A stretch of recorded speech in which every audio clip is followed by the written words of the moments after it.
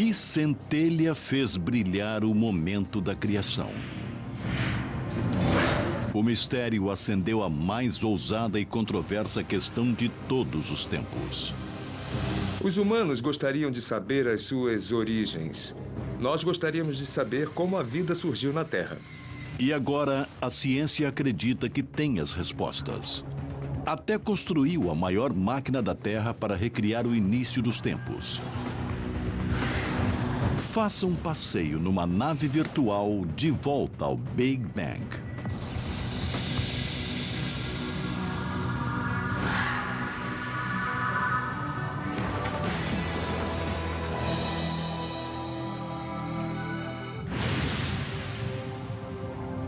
Nosso universo é um conjunto elegante de mais de 1 bilhão de galáxias, cada uma abrigando 100 bilhões de estrelas.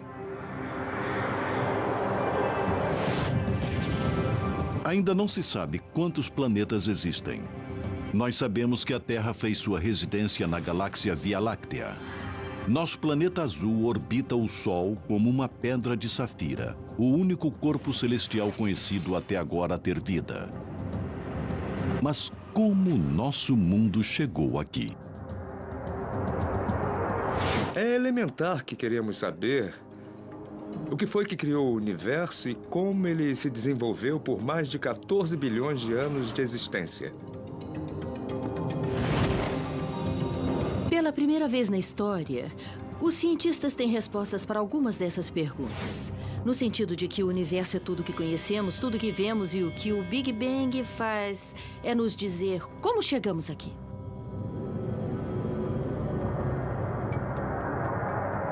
A teoria do Big Bang diz que há mais de 13,7 bilhões de anos, nosso universo começou num estado incrivelmente denso, quente e comprimido, com uma missão principal: expandir.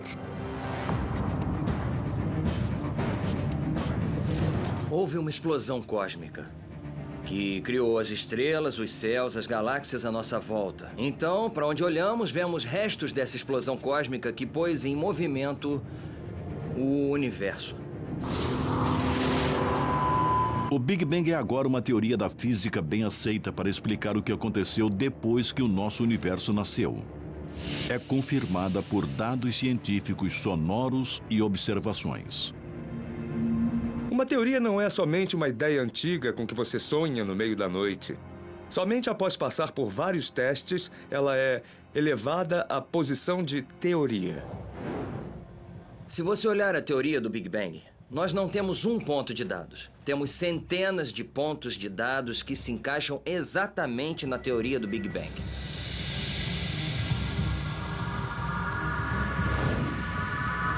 Quando olhamos para o céu à noite, podemos retroceder no tempo até o próprio Big Bang.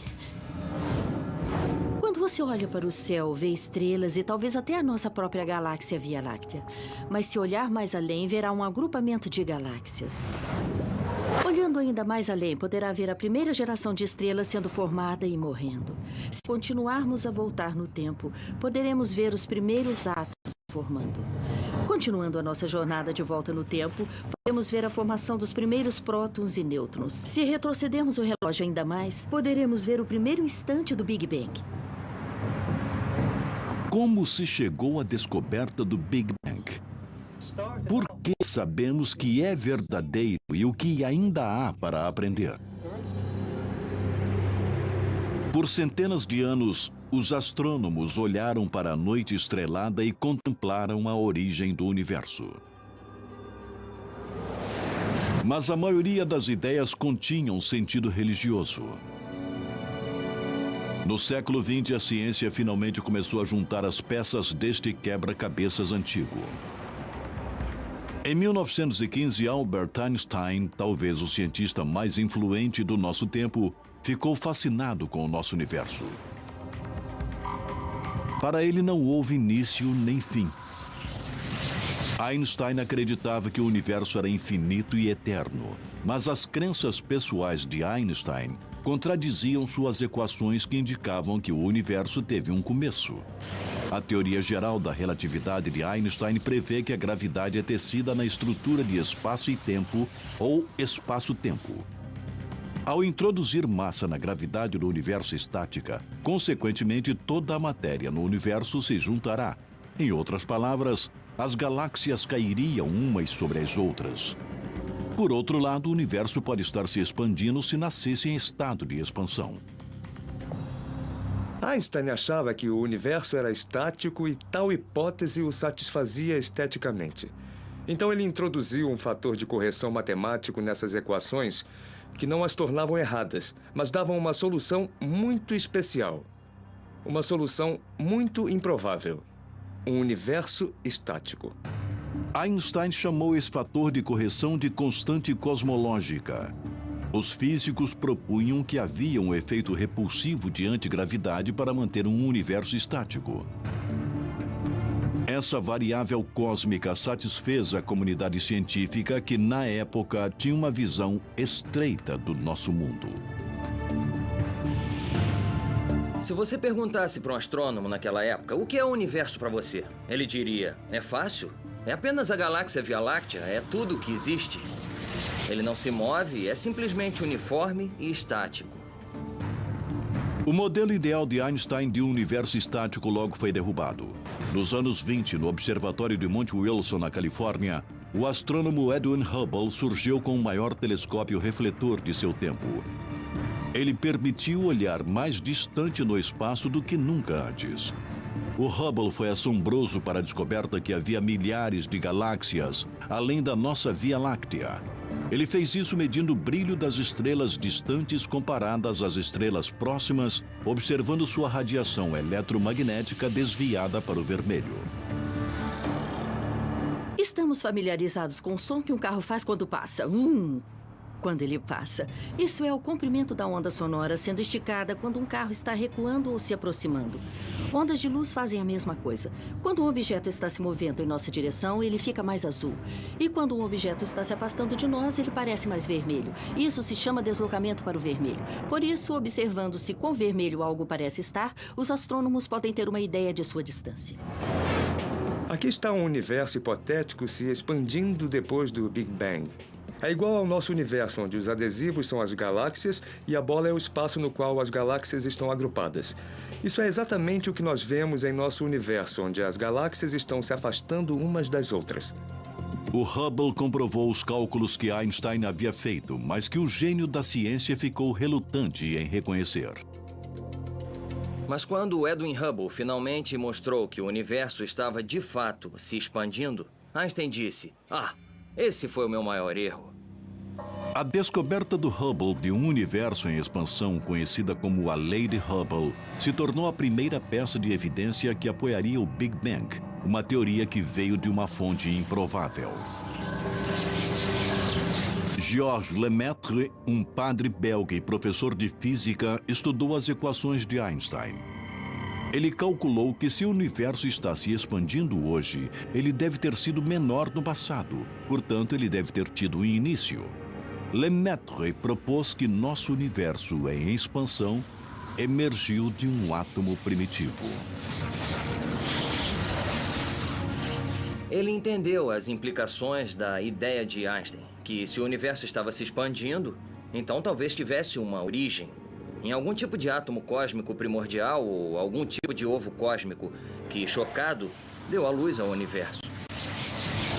Os colegas de Georges Lemaitre não acreditavam muito no átomo primordial. Sugeriam um evento de criação que talvez beirasse mais a religião e a teologia. Eles preferiam achar que o universo seria tanto estático como a maioria das pessoas pensavam antes disso, ou talvez eternamente se expandindo, se ele realmente estivesse se expandindo como Hubble mostrou.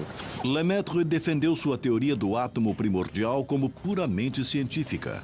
Mas o astrônomo britânico Fred Hoyle se opôs firmemente à sua hipótese.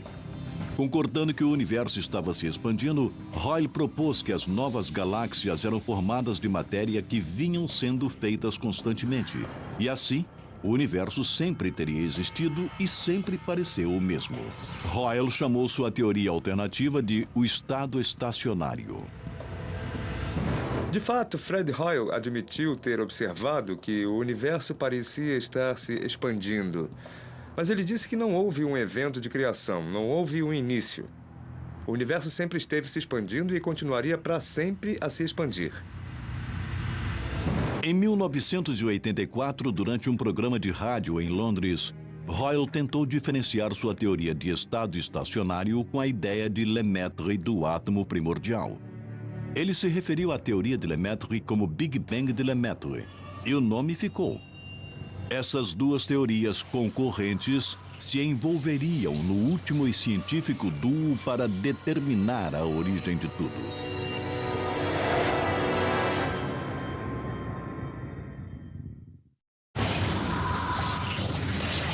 Em meados do século XX, a origem de nosso universo ainda era uma grande incógnita. Duas teorias opostas estavam no meio dessa batalha científica: o estado estacionário de Fred Hoyle e a ideia do Big Bang de Georges Lemaitre. Para que as duas teorias fossem provadas, cada uma deveria explicar a origem dos elementos no universo e de que matéria tudo era feito. Havia elementos leves, como o hidrogênio primário e hélio, e elementos pesados, como nitrogênio, carbono, oxigênio e ferro. Sob altas temperaturas, o elemento leve do hidrogênio se funde para formar hélio. Por sua vez, o hélio se funde em elementos mais pesados. Fred Hoyle propôs que a criação de todos esses elementos mais pesados do que o hidrogênio aconteceu no núcleo de estrelas ardentes num processo chamado fusão nuclear. Isto também incluía o segundo e mais abundante elemento, o hélio. William Fowler, que era um físico nuclear, e Fred Hoyle explicaram como as estrelas fazem os elementos e, portanto, eles achavam que também as estrelas faziam hélio. E assim todos os elementos eram feitos nas estrelas e não precisava haver um Big Bang. Mas a teoria de Hoyle tinha vários problemas evidentes. O mais importante é que ela não explicava como o hidrogênio era formado, pois as estrelas mais antigas deveriam ter sido formadas com hidrogênio já existente. Hoyle acabou com esse problema sugerindo que o hidrogênio e o hélio sempre existiram e sempre foram espontaneamente criados. Mas outros começaram a questionar a hipótese de Hoyle. Nos anos 40, o físico russo George Gamow também estudou a origem dos elementos químicos. Usando a teoria do Big Bang, ele previu as proporções relativas do hidrogênio e do hélio no universo e descobriu que deveria conter muito hélio, que só pode ser criado pela fusão de dois átomos de hidrogênio. Gamow descobriu que o hidrogênio cria quase 75% dos elementos em nosso universo e o hélio só 25%. Ele concluiu que as estrelas sozinhas poderiam gerar tanto hélio.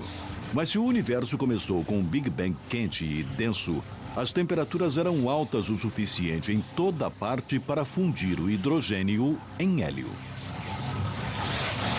Se olhar para o que é chamado de nuvens de gás primordial, elas têm o que é provavelmente a proporção original de hidrogênio e hélio, e que é aproximadamente 3/4 a 1/4 de hidrogênio para hélio, o que a teoria do Big Bang prevê. A origem dos elementos pesados da fusão de elementos mais leves ficaram conhecidas como nucleossíntese. É a segunda linha de evidências que apoia a teoria do Big Bang. Mas George Gamow deu um passo além. O físico George Gamow e seus alunos criaram uma hipótese fantástica e surpreendente. Se o universo estivesse muito quente, no instante do Big Bang, então hoje deveria haver uma brasa, uma fosforescência, ecos dessa radiação ainda reverberando ao redor do nosso universo. A temperatura do espaço deveria ser poucos graus acima de zero absoluto. Um resto de temperaturas ardentes e violentas do próprio Big Bang. Gamow não tentou detectar essa fosforescência, mas ele levantou uma questão. 2 décadas se passaram antes que a teoria do Big Bang fosse inegavelmente provada e por acidente. Nos anos 60, a AT&T, antigo Bell Labs, construiu uma antena gigante para se comunicar com os satélites mais antigos. Esses instrumentos convertem ondas sonoras em impulsos elétricos e então em luz na forma de micro-ondas e ondas de rádio. Em 1964, os radioastrônomos Robert Wilson e Arno Penzias estavam usando a antena para observar o hidrogênio na galáxia Via Láctea quando captaram um estranho sinal. Usando o telescópio gigante localizado em Holmdel, Nova Jersey, Penzias e Wilson escanearam o céu em busca de um som irritante. Para sua surpresa, eles captaram um sinal de radiação fraco em todas as direções. Os astrônomos ficaram perplexos. Eles não conheciam nada no espaço que pudesse gerar tal ruído. A maioria dos cientistas provavelmente o teria ignorado, mas eles perceberam que aquilo era algo sério. Eles procuraram todas as causas possíveis, incluindo pombos e seus excrementos sobre o radiotelescópio. Na verdade, não havia nada que estivesse produzindo ruído artificialmente. Aquele sinal vinha realmente do próprio universo. E, quando viram isso, entraram em contato com um astrônomo em Princeton que havia teorizado que seria possível observar essa micro-onda ambiente diretamente. Penzias e Wilson descobriram a evidência incontestável. Era o fundo cósmico em micro-ondas. Na verdade, o resto de radiação do Big Bang, como previu o físico George Gamow nos anos 40. O fundo cósmico em micro-ondas mostra como o universo era há aproximadamente 380 mil anos depois do Big Bang. Antes dessa época, o universo era um ensopado denso e opaco de partículas carregadas e radiação na forma de raios gama e raio-x. Após se passarem cerca de 380 mil anos, a mistura primitiva esfriou para permitir que os primeiros átomos neutros se formassem. Nesta época, matéria e radiação se separaram e os primeiros fótons ou raios de luz conseguiram passar livremente pelo universo. Esses mesmos fótons são a radiação incandescente que vemos hoje e que viajou desde o início dos tempos. É igual a quando você vai acampar nas montanhas e tem uma neblina matutina e você não consegue ver nada até que o sol levante e a neblina se desfaça. E então você pode ver lindas montanhas ao seu redor. Não significa que elas tenham sido feitas há poucos minutos. É isso que está acontecendo no universo. 400 mil anos depois do Big Bang, a neblina se dissipou e conseguimos ver as estruturas. Mas achamos que as estruturas foram, na verdade, feitas na primeira fração de segundo após o Big Bang. A radiação cósmica de fundo em micro-ondas foi a terceira e mais forte peça de evidência validando a teoria do Big Bang. Num sentido, o toque de despedida para a teoria do estado estacionário foi a descoberta da radiação cósmica de fundo em micro-ondas. A teoria de estado estacionário basicamente não tem origem plausível para essa radioirradiação neutralizada. A comunidade científica finalmente abraçou a teoria do Big Bang, mas o fundo cósmico em micro-ondas gerou perguntas imediatamente. Quando olhada de perto, a radiação parecia lisa, não granulosa como esperado. Era um problema, pois olhamos para o universo hoje e vemos que é claramente uniforme. Há galáxias em alguns lugares e não há em outros. Então se tornou um problema para os cosmólogos explicar como essa estrutura poderia ter evoluído desse estado inicial muito liso. Durante as 3 décadas seguintes, os cientistas tentaram descobrir variações ou flutuações mínimas de temperatura que deixariam uma marca no fundo cósmico em micro-ondas. Mas essas variações eram difíceis de se ver com instrumentos baseados em terra. A ciência precisaria conquistar o espaço para buscar respostas.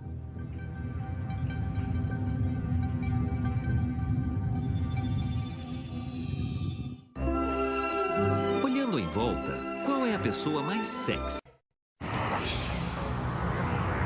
Durante décadas de sua descoberta, os cientistas tentaram descobrir por que radiação cósmica de fundo em micro-ondas, a fosforescência do Big Bang, não criava uma imagem verdadeira de como nosso universo realmente era.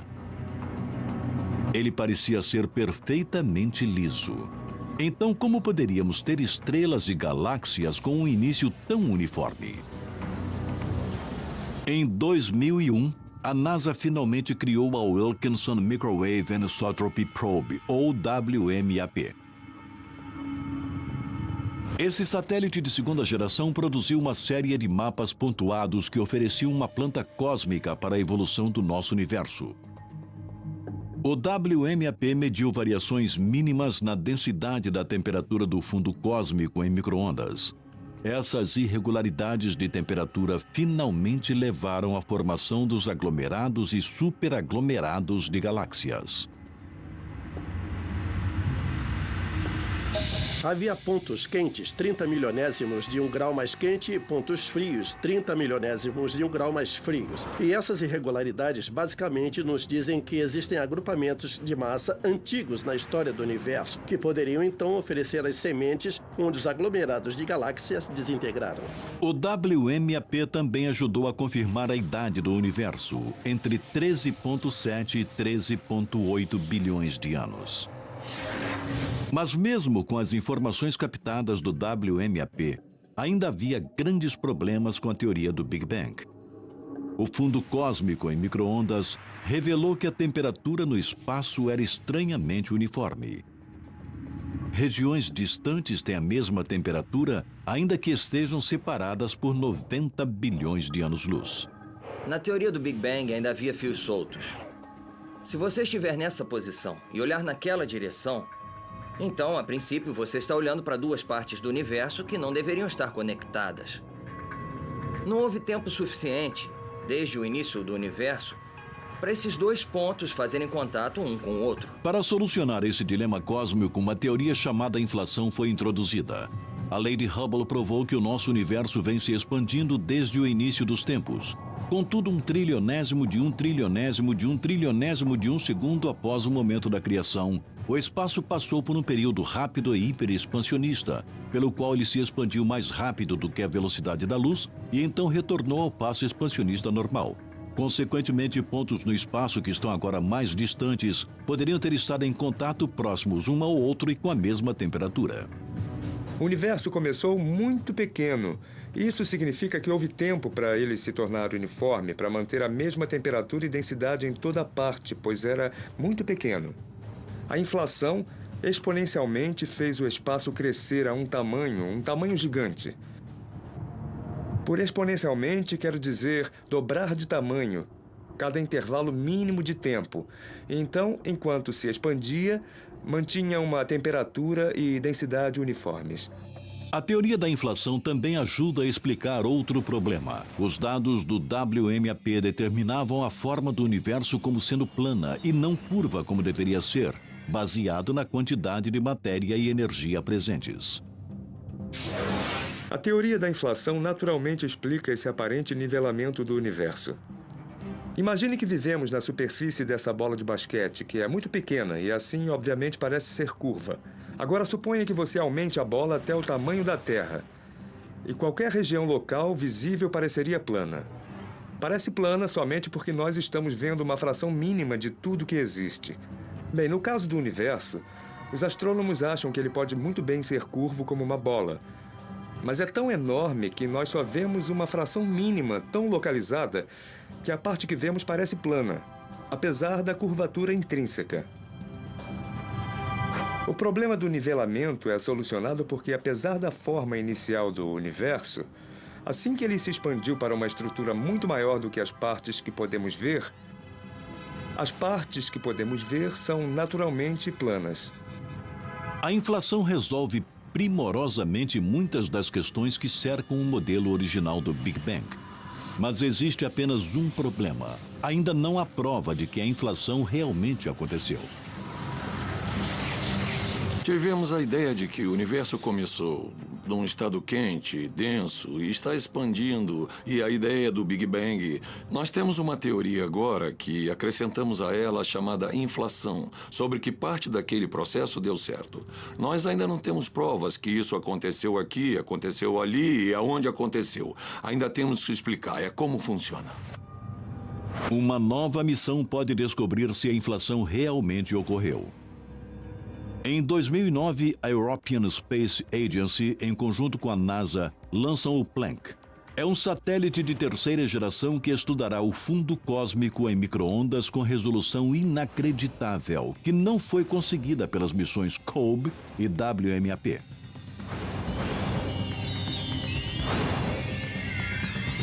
Se você vai a um parque de diversões e se olha num daqueles espelhos engraçados, a imagem que você vê de si mesmo está distorcida.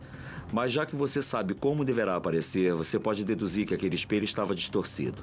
Com o Planck, nós podemos ver as distorções dele e dessas distorções nós poderemos aprender algo, não só sobre o início do universo, mas algo sobre a matéria no universo nos dias de hoje. Os cientistas estão tentando provar que a inflação existiu, encontrando algo que tenha ficado para trás. Ondas gravitacionais são vibrações no tecido do espaço-tempo que são emitidas por objetos em movimento. Einstein previu que as ondas gravitacionais existiram, mas elas nunca foram diretamente observadas.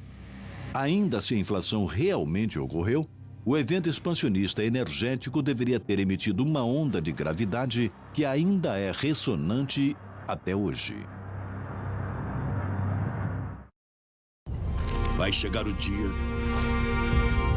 em que tudo terminará. O dia em... Na fronteira da Suíça e França, o laboratório de física chamado CERN acolhe a maior e mais complexa máquina científica já construída.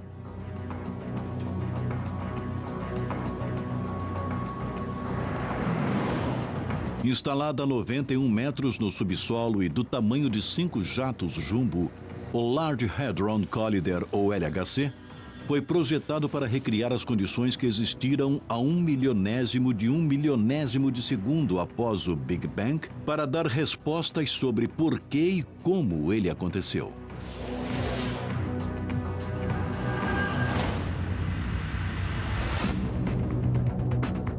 Partículas subatômicas chamadas prótons são enviadas unindo a 27 quilômetros no subsolo, curso circular em direções opostas a mais de 99,9% da velocidade da luz. Quatro detectores localizados dentro do túnel agem como câmeras para gravar as colisões.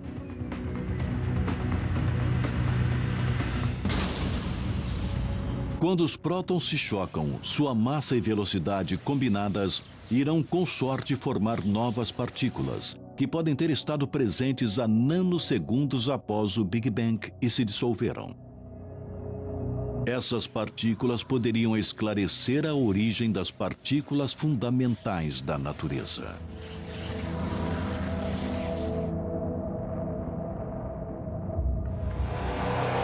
Estamos procurando por novas partículas. Pode ser que essas novas partículas vivam por somente um pequeno instante e se dissolvam em outras partículas. E nós observamos aquelas partículas dissolvidas e as rastreamos. E a partir disso, conseguimos descobrir qual era a energia delas, de onde elas vieram e de que massa de partícula precursora eram. Como chefe do projeto no CERN, o físico Michael Tutz está esperançoso que as experiências produzirão bóson de Higgs, conhecido como a partícula de Deus. Acredita-se há muito tempo que a partícula Higgs pode ter estado presente um instante após o Big Bang e pode ter dado massa para toda a matéria normal no universo. Uma das principais razões para a construção do LHC foi descobrir essa partícula Higgs, que, de certa forma, é uma espécie de santo graal da física das partículas, porque é a última peça restante do quebra-cabeças do qual não temos uma evidência experimental. O Large Hadron Collider também pode esclarecer a teoria do tudo. Ela propõe que abaixo de energias e temperaturas extremamente altas, as 4 forças da natureza, gravidade, força eletromagnética, as forças nucleares forte e fraca, poderiam ter sido uma vez unificadas nos primeiros momentos após o nascimento do universo. Então, quando a gravidade dividiu essa força mestre, começou o rápido período expansionista da inflação, que pode ser visto como sendo o Bang do Big Bang. Se nos primeiros estágios do universo, quando as energias eram muito altas, pode ser que todas as forças parecessem ter a mesma resistência. pois sugere que talvez todas as forças que vemos agora sejam manifestações de alguma força antiga, primordial que existiu. Alguma força mais antiga existiu para criar o Big Bang? E se fosse, de onde veio?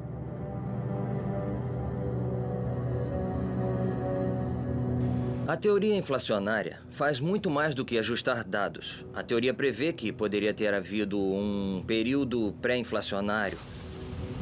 Ela diz que se o Big Bang aconteceu uma vez, poderia acontecer de novo.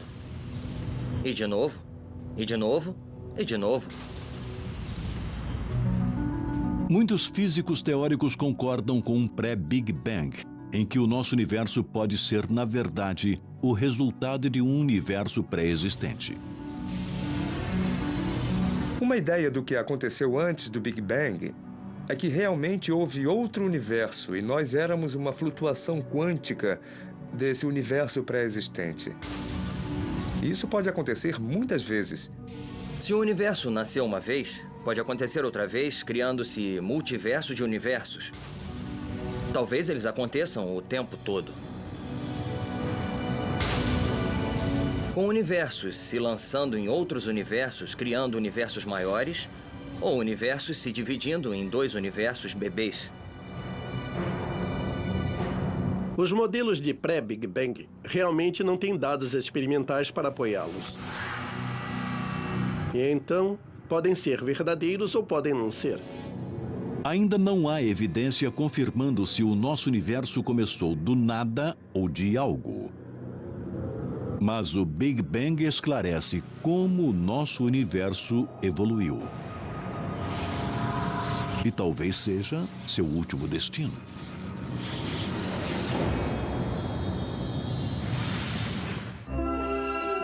Olhando em volta, qual é a pessoa mais sexy?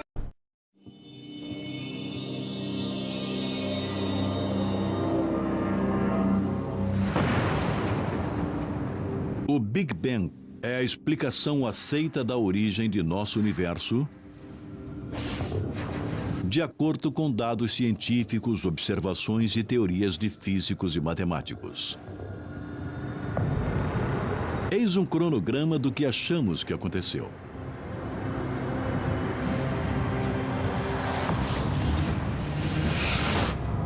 O universo começou num estado quente e denso e mínimo. E começou a se expandir. Se a teoria do tudo for provada, as 4 forças da natureza, gravidade, eletromagnetismo, forças nucleares forte e fraca, são unificadas numa força fundamental num trilionésimo de um trilionésimo de um trilionésimo de um segundo. Enquanto o universo continua a se expandir e a gravidade fria se separa das outras 3 forças. Ao mesmo tempo, o universo se expande de porções mínimas do diâmetro de um próton para mais de 1 bilhão de anos-luz em uma fração de segundo. Esse processo de hiperexpansão chamado inflação dispôs as sementes de estrutura por todo o universo e mantém sua temperatura quase uniforme.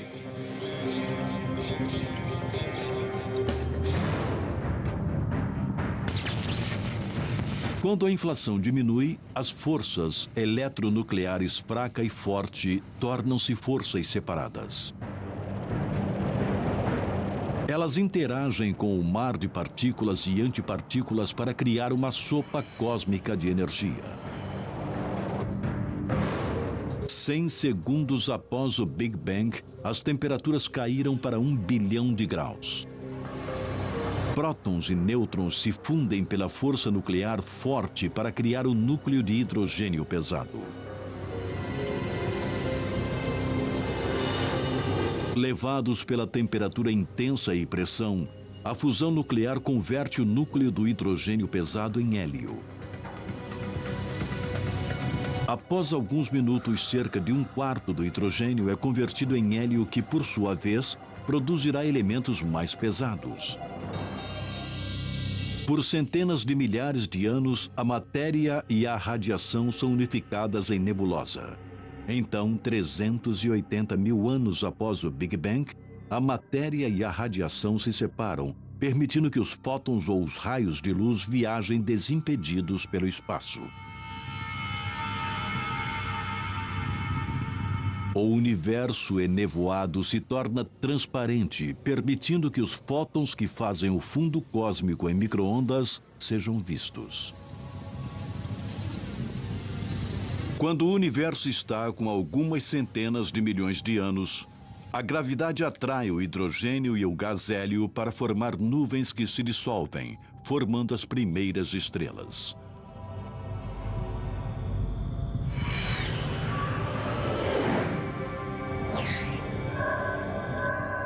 Quando o universo está com cerca de 500 bilhão de anos, grupos de estrelas e gás formam as primeiras galáxias. Enquanto as galáxias se agrupam sob a força da gravidade, as primeiras estrelas morrem e liberam elementos pesados recém-formados.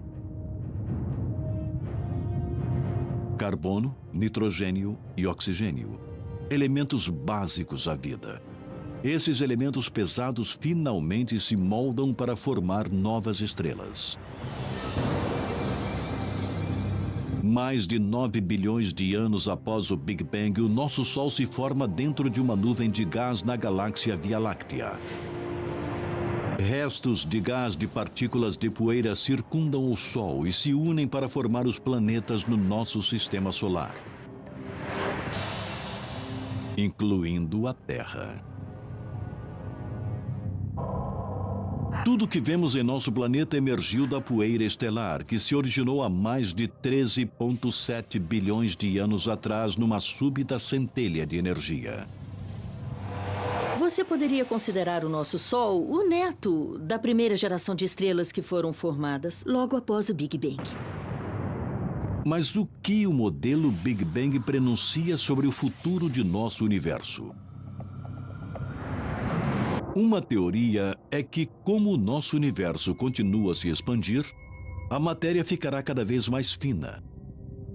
As galáxias consumirão seus suprimentos de gás para formar novas estrelas e as estrelas antigas explodirão. O universo se tornará escuro e insuportavelmente frio. Num certo ponto distante no futuro, o universo ficará tão frio que nem mesmo a própria vida conseguirá viver num universo congelado. O modelo Big Bang é um dos triunfos científicos dos últimos 100 anos. Através de um exame minucioso e luta, a ciência mapeou agora uma viagem de volta a quase ao início dos tempos. E a busca continua, enquanto novas descobertas responderão por que estamos aqui e de onde viemos.